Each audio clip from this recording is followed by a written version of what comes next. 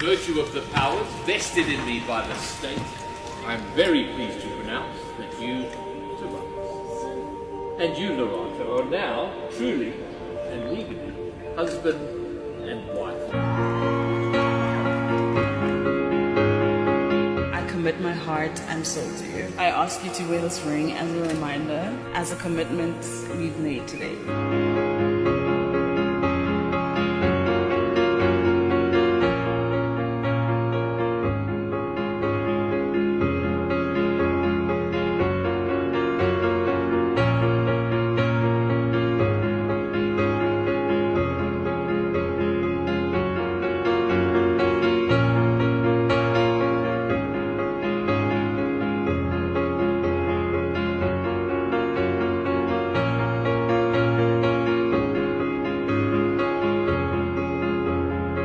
I place them on your finger. I commit my heart and soul to